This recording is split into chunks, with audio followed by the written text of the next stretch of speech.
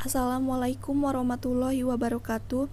Perkenalkan, nama saya Alivia Hoirunisa dari kelas 11 Agama. Di sini saya akan menjelaskan tentang pengaruh pandemi COVID-19 terhadap integrasi sosial. Pandemi COVID-19 merupakan virus corona yang berasal dan pertama kali muncul dari kota Wuhan, China pada akhir Desember 2019. Diduga COVID-19 ini berasal dari hewan kelelawar. Dan setelah ditelusuri, orang-orang yang terinfeksi virus ini merupakan orang-orang yang memiliki riwayat telah mengunjungi pasar basah makanan laut dan hewan lokal di Wuhan, China. Manusia merupakan makhluk sosial yang memungkinkan saling berinteraksi secara langsung sehingga tingkat penyebaran pandemi COVID-19 semakin pesat. Hingga Kamis 26 Maret 2020 tercatat 198 negara yang terinfeksi oleh COVID-19. Indonesia merupakan salah satu negara yang terinfeksi pandemi COVID-19 pada 26 Maret 2020. Tercatat 893 orang positif virus corona. Di antaranya 35 orang sembuh, 780 orang dirawat, dan 78 orang meninggal. Salah satu penyebab virus corona mudah menyebar di Indonesia adalah karena Indonesia merupakan negara dengan sektor pariwisata. Virus corona pandemi global COVID-19 yang melanda segelintir negara di dunia secara tidak langsung telah berdampak besar bagi sejumlah aspek, mulai dari lingkungan ekonomi, sosial, hingga mempengaruhi kondisi alam. Dalam hitungan bulan, virus corona telah mengubah cara hidup dan kondisi masyarakat dunia. Virus yang pertama kali menyerang Wuhan, China itu kini telah menelan ribuan korban jiwa dan membuat ratusan ribu lainnya jatuh sakit.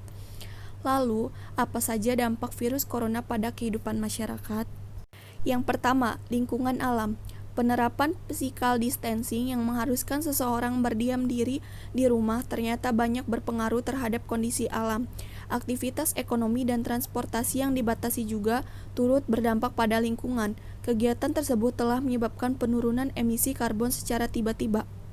Penurunan gas emisi karbon ini adalah turut dipengaruhi oleh menurunnya laju transportasi, sebagaimana disampaikan Kimberly Nicholas, seorang peneliti ilmu keberlanjutan di Lund University di Swedia.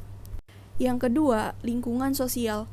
Pandemi COVID-19 juga telah mengubah lingkungan sosial masyarakat. Adanya wabah ini membuat semua elemen bekerja sama mengatasi virus corona. Di Indonesia sendiri telah ada bantuan atau donasi yang banyak digalakkan mulai dari kalangan selebriti, pengusaha, hingga masyarakat umum. Dukungan dan gerakan physical distancing juga turut mengubah kebiasaan hidup masyarakat. Dengan menjaga jarak antar individu, kita dibentuk dengan kebiasaan untuk lebih menjaga kebersihan dan kesehatan diri sendiri serta orang lain. Wabah ini juga telah mengubah pola pikir masyarakat untuk hidup sehat. Yang ketiga, lingkungan ekonomi. IMF menyatakan ekonomi dan keuangan global saat ini tengah mengalami krisis akibat pandemi virus corona. Hal tersebut dikarenakan pendorong utama pergerakan perekonomian yaitu konsumsi rumah tangga belakangan terus melambat.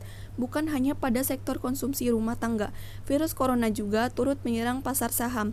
Investor di berbagai dunia khawatir penyebaran virus corona akan menghancurkan pertumbuhan ekonomi dan tindakan pemerintah bahkan tidak sanggup menghentikan penurunan tersebut. Tidak ada seorang pun menyangka akan cobaan yang Allah Subhanahu wa Ta'ala berikan seperti pandemi COVID-19 yang sudah merambah ke seluruh antero dunia. Sebagai muslim dan mukmin, kita harusnya waspada karena hampir setiap waktu sudah baca atau ingat Quran surat Al-Baqarah ayat 155 yang artinya, "Dan sungguh akan kami berikan cobaan kepadamu dengan sedikit ketakutan, kelaparan, kekurangan harta, jiwa, dan buah-buahan, dan berikanlah berita gembira kepada orang-orang yang sabar." Jadi, tidak seharusnya kita mengeluh karena sudah begitu banyak nikmat yang Allah Subhanahu wa Ta'ala telah berikan kepada kita selama ini. Lihat saja pertumbuhan ekonomi Indonesia, menurunnya jumlah kemiskinan, maraknya pembangunan fisik dan meningkatnya gaya hidup di berbagai kota, termasuk jumlah jemaah umroh yang meningkat drastis dari tahun ke tahun bak pergi bertamasya. Menghadapi pandemi ini, pertama yang harus kita lakukan adalah seperti yang telah dijelaskan di ayat 153 di surat yang sama, yaitu, "Hai orang-orang yang beriman, jadikanlah sabar dan sholat sebagai penolongmu, sesungguhnya Allah beserta orang-orang yang sabar."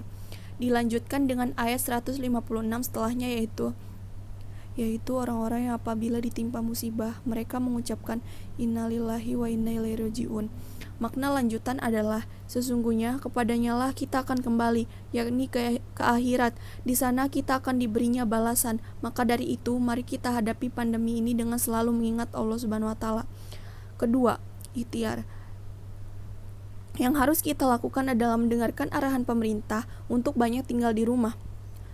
Jaga jarak atau social distancing, tingkatkan hidup sehat namun tetap hemat. Untuk itu, kita perlu kiat-kiat bagaimana menghadapi dampak dari pandemi ini yang tentu ada kaitannya dengan keuangan keluarga kita. Baik, terima kasih. Mungkin hanya itu saja yang dapat saya sampaikan.